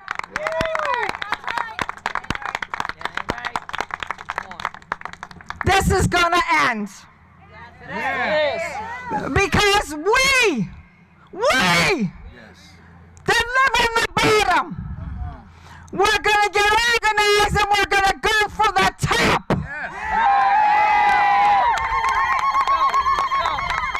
And stop all this stuff about this person is more homeless than this person. Damn it, we're on the Titanic and it's going down. With artificial intelligence. Say it again. Come on. We are creating the permanently unemployed in this country. So you might not be so close to the street today, but you might be tomorrow.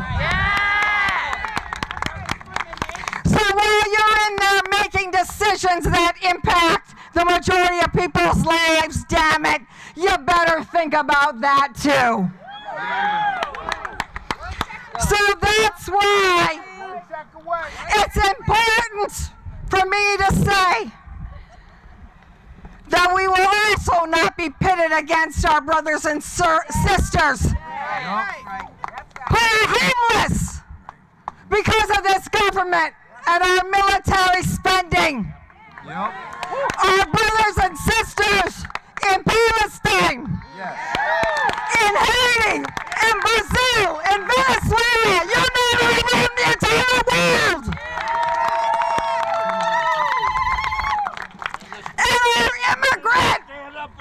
And our immigrant brothers and sisters that are filling the streets of this country today.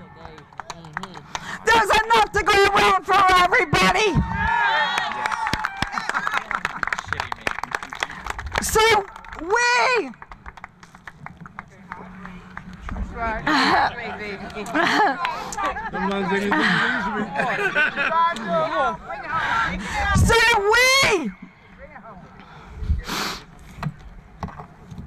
who have had some of our encampments. Here's one of the women who gave birth on one of our encampments. It was front page of the New York Times.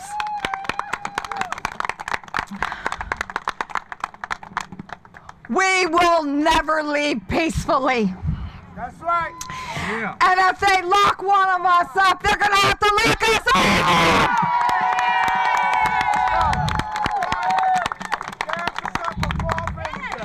Resistance is a human right. And just like I think you've heard Reverend Theo Harris say it when she was an intern of ours, when we took over the St. Edward's Church and we moved 70 families in, 70. We're ready. If they say that they're going to lock us up on the street, damn it, we're heading for every abandoned church across this country. Let's go. And we are headed for every abandoned house. We will house the people if they don't.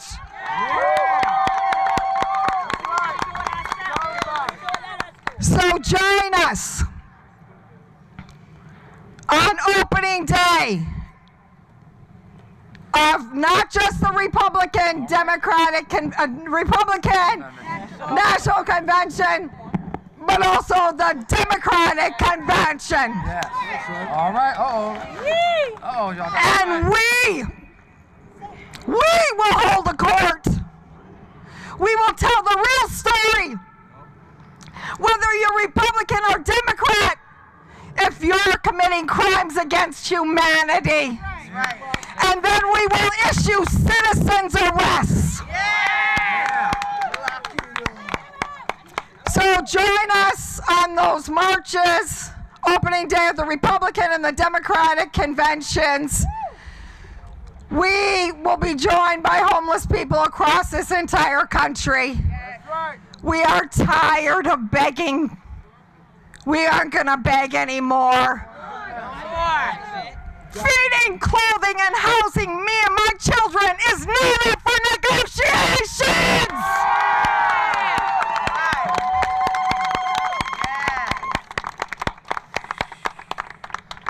So join me and my reverend here, Pastor Collins, in saying resistance is a human right. Resistance is a human right. Resistance is a human right. Resistance is a human right. Resistance is a human right. God bless each and every one of you. Join the Poor People's Army today, and we will take this country back. Thank you.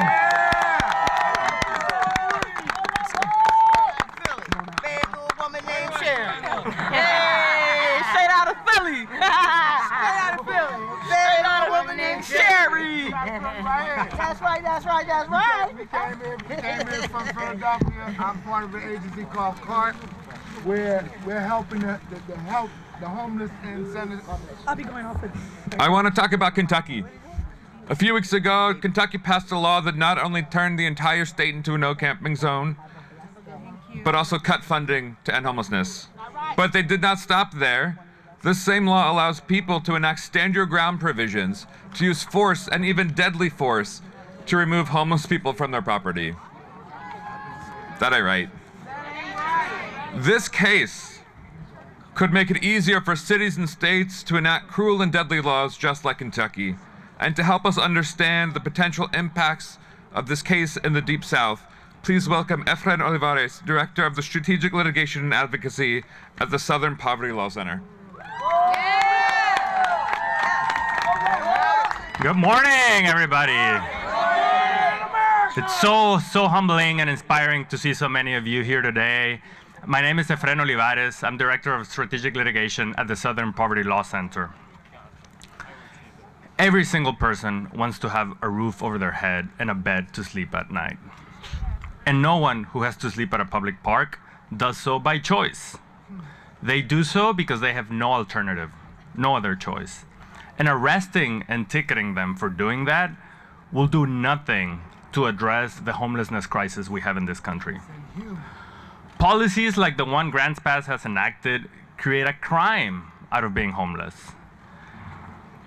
And people who have nowhere to sleep at night have no choice but violate this law simply by being who they are. In the American South, where I live and where my organization works, as we explained in our amicus brief to the court, these laws have their origin. Vagrancy laws from the 1800s that were used to target and control people of color, primarily black people and indigenous people in the South. And I don't need to tell you all that our nation has a dark history of punishing people of color for being poor. That's right. Even within the broader trend that we're seeing of using the criminal justice system to punish people for not having a place to sleep, even within that, what Grants Pass has done is extreme. It's the most extreme example. Instead of needlessly trying to put people in jail for being unhoused, we need our government at all levels, at the local level, state level, and federal level, to focus on housing. Only housing will end homelessness. Housing is a human right, it's a basic need, and affordable housing can end homelessness. People earning the minimum wage cannot afford housing in this country. More than half the population of our country spends more than 30% of their income on housing.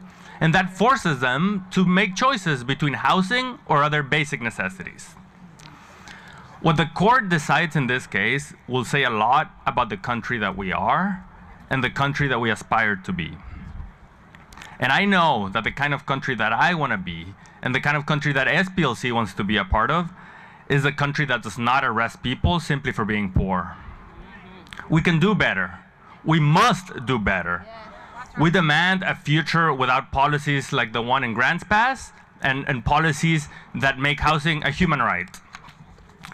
Buenos días. Buenos días a todos. Mi nombre es Efrain Olivares. Soy director de litigio en el Centro del Sur para la Pobreza. Toda persona tiene derecho a un hogar, a un techo y una cama donde dormir todas las noches. Y quien no lo tiene, no lo hace por elección, es porque no tiene ninguna alternativa. Tenemos una crisis en este país con millones de personas viviendo en situación de pobreza y cientos de miles sin un hogar. En los estados del sur en particular, estas leyes que criminalizan la pobreza tienen una historia de racismo y discriminación en contra de las comunidades afrodescendientes, indígenas y latinas. Lo que decida la Corte en este caso va a decir mucho de quiénes somos como país y quién queremos ser como país. Es un país donde castigamos a las personas únicamente por ser pobres y por no tener hogar, o es un país donde nos enfocamos en las soluciones y ofrecemos vivienda estable y vivienda costeable para todo mundo. ¡Sí se puede! ¡Sí se puede! ¡Sí se puede! ¡Sí se puede! ¡Sí se puede! Muchas gracias.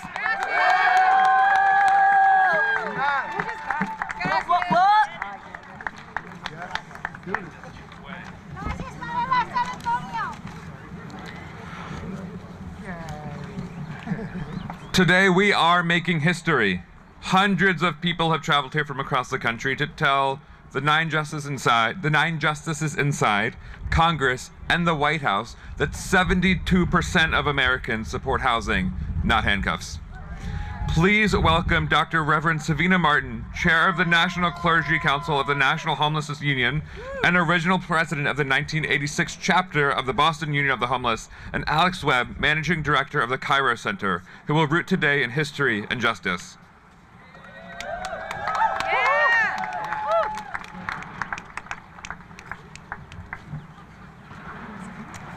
Good morning, everyone. Morning. Morning. Friends. My name is Alex Webb, and I'm with the Cairo Center of Religions, Rights, and Social Justice, which comes out of a many decades-long history of poor people's organizing for housing, welfare, decent jobs, water, peace, and more.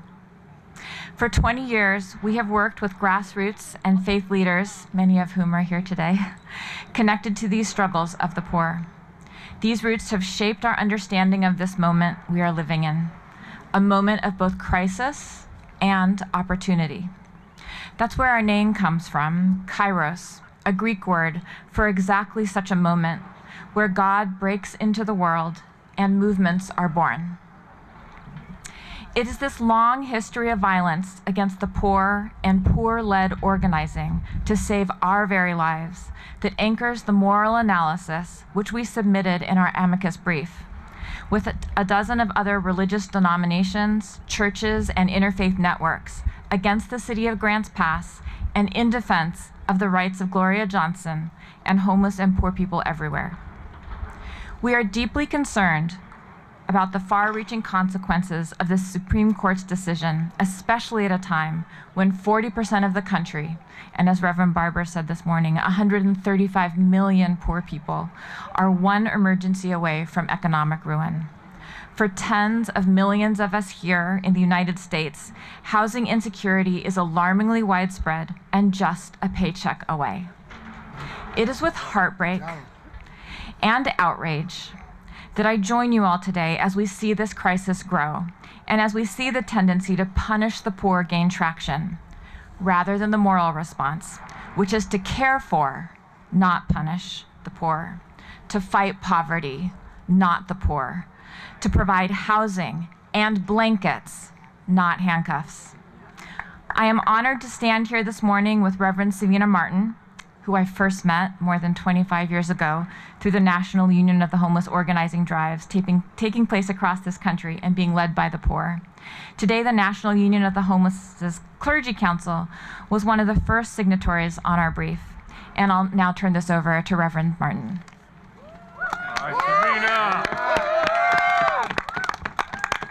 We have 5 main slogans, but I'm going to start off with this one. We want jobs and homes, not death in the street. We know that we're only one paycheck away from being homeless, but we have a right to shift the narrative, speak for ourselves, and think for ourselves.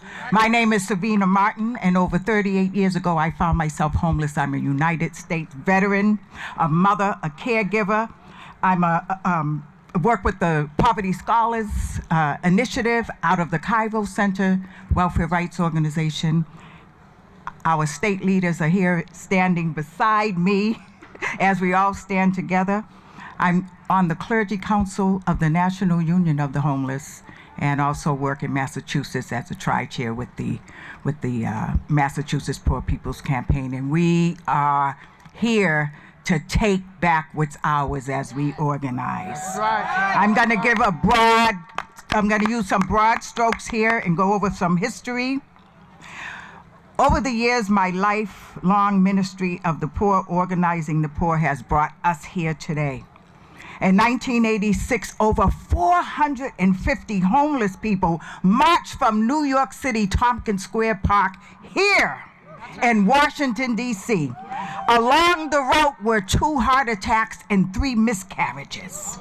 But homeless people came together and showed our power. For 3 days, we stayed on the Anacostia River in back of the RFK Stadium, a ground that never dries, while the landmarkers and all the fancy movie stars were up at the Hilton eating caviar and having champagne. But when we hit the streets and came out of the shelters and marched here in D.C., We stood and demanded that we could speak for ourselves, and we did. Presente to our leaders, Lon Casanova and Leona Smith, who had the charge, and presente to our leader, Chris Sproul, and all the other leaders in this country who fought to end poverty that are here today. We resurrected in 2019. The National Union of the Homeless is here today from Illinois. We're here from Indiana. We're here from Washington, D.C. We are here from Philly, call it out. We are here from the Western region of Maryland. We are here.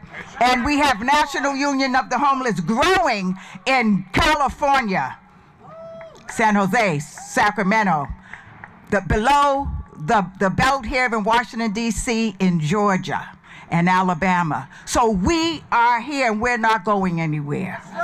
As our Reverend Liz Theo Harris said, who we met when we were 18. Now let me tell you what one of the speakers said. There is a long lineage here of us, right?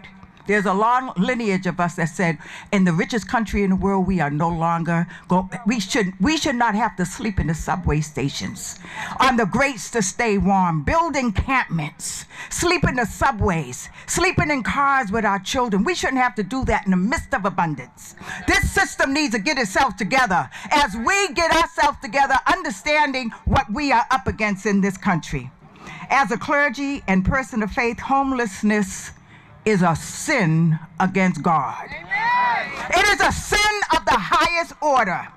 And as our late union leader, Ron Casanova, said, he said he'd rather die fighting to end poverty and homelessness, not just die from homelessness. That is our mission today. That is all of our mission, to create a new human being, because whether we are homeless or one emergency away from homelessness, we want jobs and health care, not death in the streets. We want housing, not handcuffs. We are here to show the Supreme Court and the rest of the nation that we are not alone, and we are here to fight poverty, not the poor.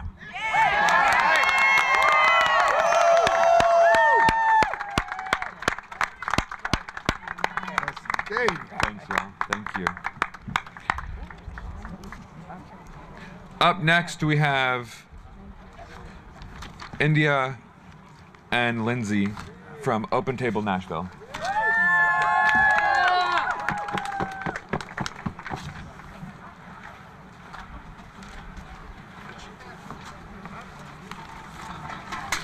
Y'all, we gotta finish this strong. So we're gonna do one more chant before we start. We lost Howard, he probably went to smoke, but this is his favorite chant. And we all know that we need not service, but solidarity. And we are the people, so we're gonna finish this off with one more chant. Ain't no power like the power of the people, because the power of the people can't stop. Say what? All right. Ain't no power like the power of the people, because the power of the people can't stop. Say what? Ain't no power like the power of the people, because the power of the people can't stop. Say what? Ain't no power like the power of the people, because the power of the people can't stop. Woo! Y'all, it is an honor to be standing and chanting in solidarity with all of you today. We are with Open Table Nashville, an interfaith homeless outreach and advocacy nonprofit who believes in solidarity. And we believe with every fiber of our being that housing is a human right, as so many have said here today. We came here today all the way from Tennessee because we're tired of spending all our time fighting for basic necessities like housing, healthcare, and shelter. We're tired of spending all our time in courtrooms fighting unjust citations and arrests, when instead we could be helping people get off the streets and into housing. We came here because there's an affordable housing crisis in our nation where half of us cannot afford the rent. We came here because we're burying our friends, our siblings, our sisters, our brothers, while they're on waiting lists for affordable housing. We're carrying them with us today. We came here because it's now a felony to sleep or camp on all public and state property across Tennessee. A felony, that's right. Harshest anti-camping law in our country right now. And we came here today because this court case will decide if states like ours can uphold such unjust laws and cite and arrest people for participating in life-sustaining activities like sleeping with a blanket or pillow. We came here to urge the Supreme Court to listen to our collective voices declaring that mass homelessness in this country is a systemic issue, not just an individual choice, and that punishing people who have nowhere to lay their heads is deeply cruel and unjust. We are here to urge them to act.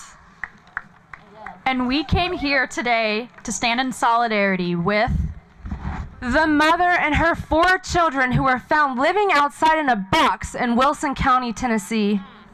Our friend Rod, who was denied by 13 apartment complexes for 14-year-old charges before he was finally approved to move into his housing. We came in solidarity with our friend Terry, who first lost his housing in a tornado and then his job in the pandemic.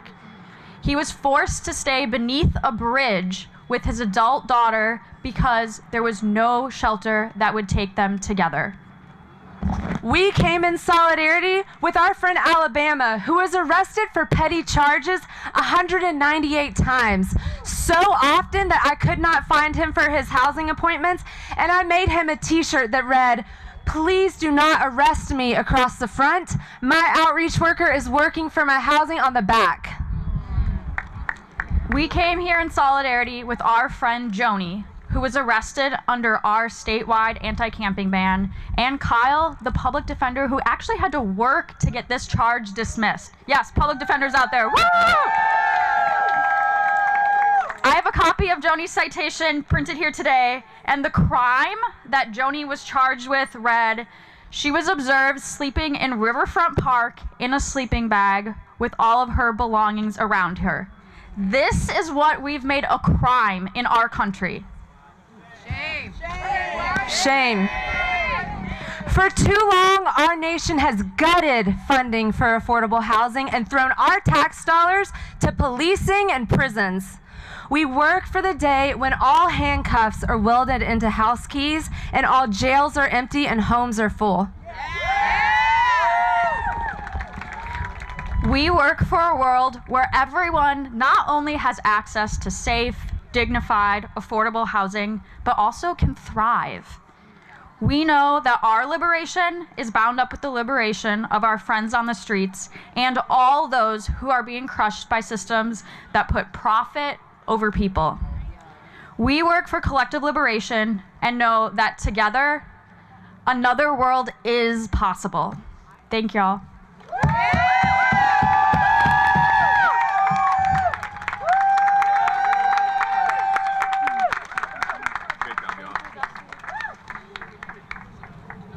All right, we're almost done.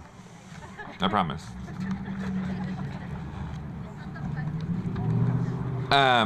The case is running over, but we're gonna wrap up. But I want to send a few thanks to the folks who are inside right now. There's too many to start. Where to even start? None of us would be here today without Deborah Blake, Gloria Johnson, and John Logan, the 3 plaintiffs behind this case who had the courage and bravery to fight against the injustices they were facing. Yes. And by their side the entire time, including right now, is a man named Ed Johnson, lead counsel and director of litigation at the Oregon Law Center.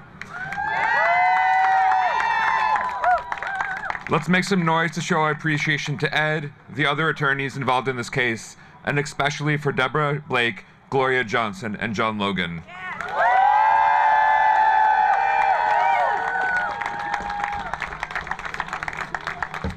To close us out, I'm proud to call up Antonia Fasanelli, Executive Director of the National Homelessness Law Center.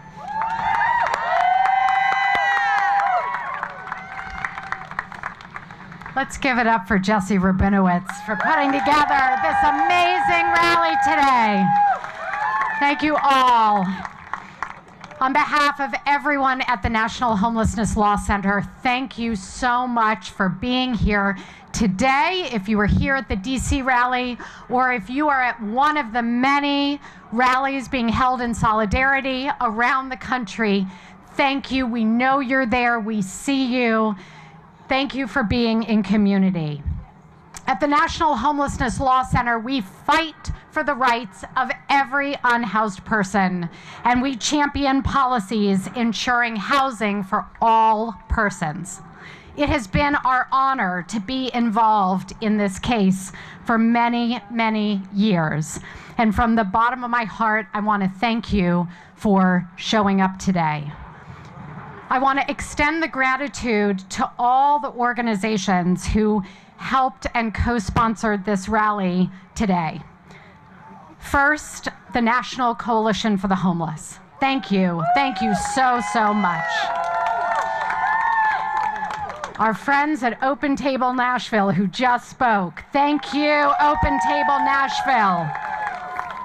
Away Home America. I know y'all are here. Away Home America. Thank you. The Cairo Center just spoke. Thank you, the Cairo Center. The National Coalition for Homeless Veterans. Thank you. Miriam's Kitchen, right here in DC. Thank you, thank you, thank you. Invisible People. Invisible People. Thank you. I see you, Mark. Thank you.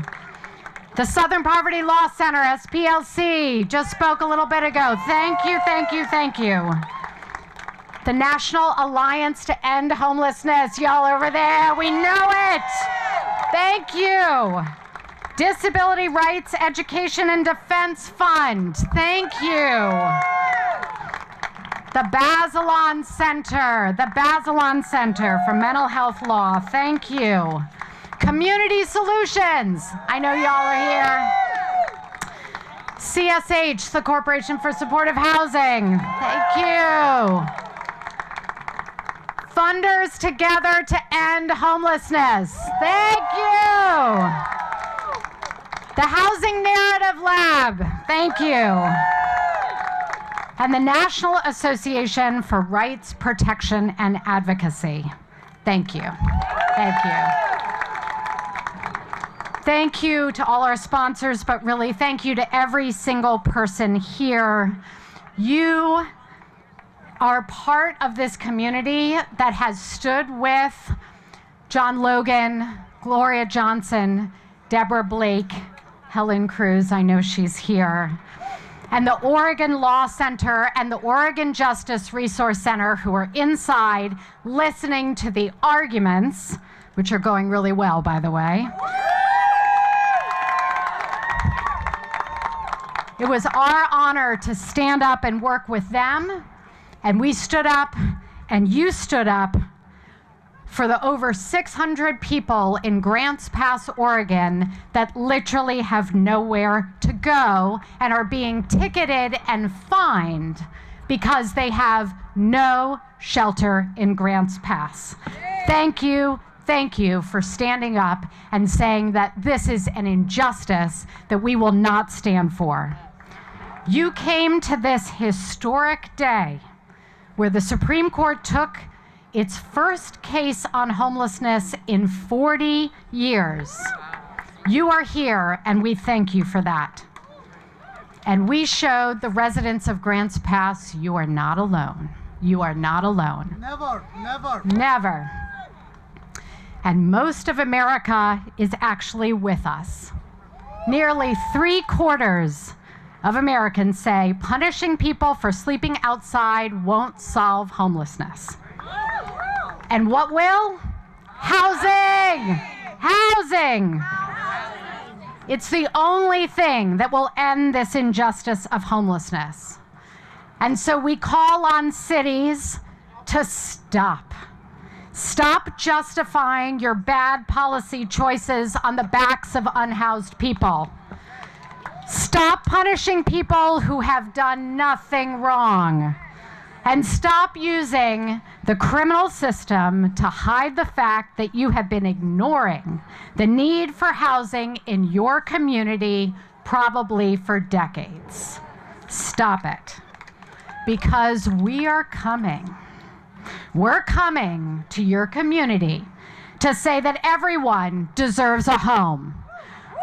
We are coming to say that we want better for our neighbors. We want better for our seniors, for our siblings, for our friends, for our children. than a housing crisis without a solution. We are coming to tell you that it is housing that must be the priority. And with 2 out of every 3 Americans with a personal connection to housing instability, either experiencing it themselves or know someone close to them who has. That's where we are now, 2 out of 3 Americans. We are not alone in this fight. Most of America is actually in this fight with us. So thank you for being here. On behalf of everyone at the National Homelessness Law Center, thank you for joining us today. Thank you for being a part of this movement. Today is just the beginning. Thank you so much.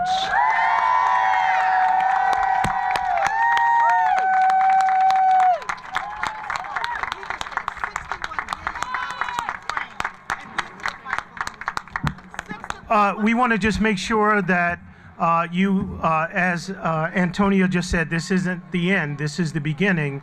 But for today, we have some additional activities at the church on East Capitol. We have lunches. We're going to have a bit of a program and talk about next steps.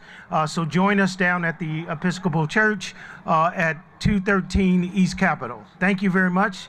Have a wonderful day.